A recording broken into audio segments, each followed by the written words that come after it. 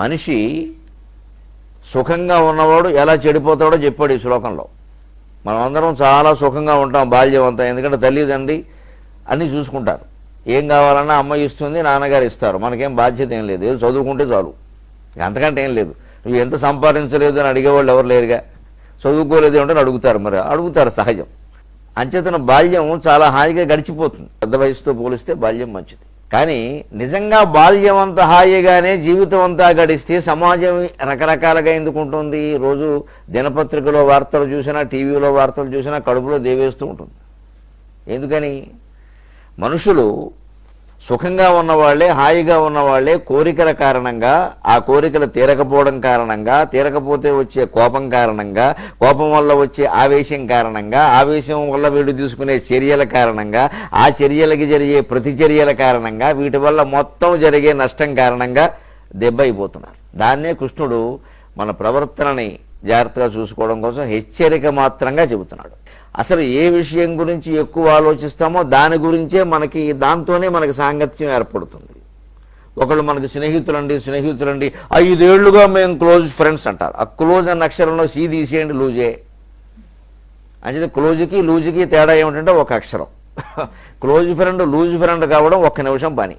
మనం ఏదైనా పిలిచిన పేరెంటానికి వాడు రాలేదనుకో లూజే, వాడు వచ్చేదైనా మనం గొప్ప బహుమతి ఇచ్చాడనుకో క్లోజే. ఏముంది దీనికి? అంటే దేని మీద ఆధారపడింది?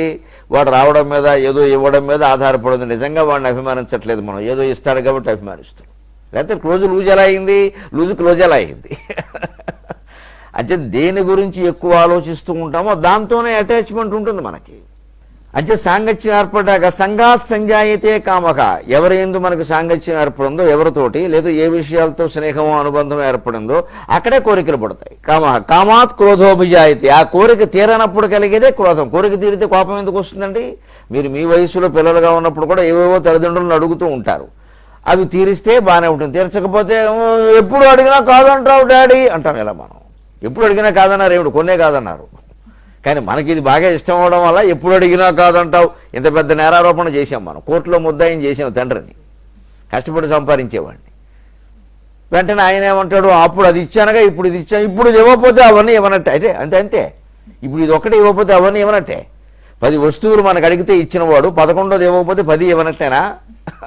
మన మనస్తత్వం అలాగే ఉంటుంది. కామాత్ సంజాయితే క్రోధగా, ఆ కోపం వచ్చిన క్షణంలోనే పోన్లేదు, తీరితే తీరింది, లేకపోతే లేదు.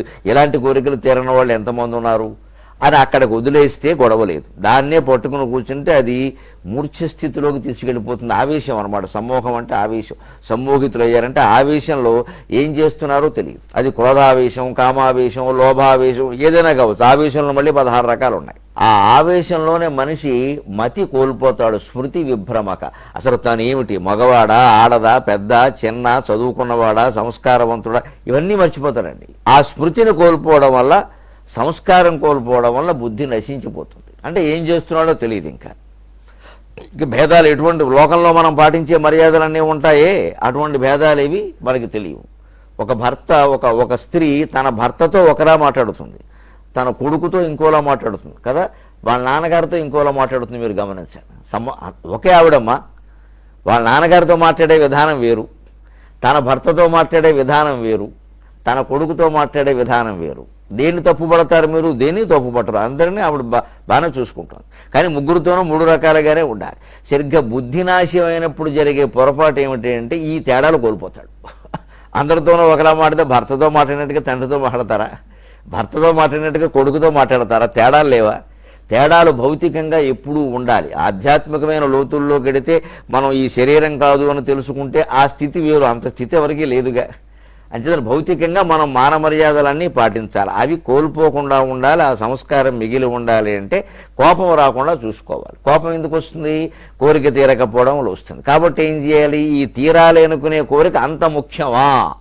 మనకేదో కాగితం లేదనుకోండి, కలం లేదనుకోండి, బడికి ఫీజు కట్టలేదనుకోండి, బట్టలు లేవనుకోండి, బాధ కలిగిందంటే అర్థం ఉంది.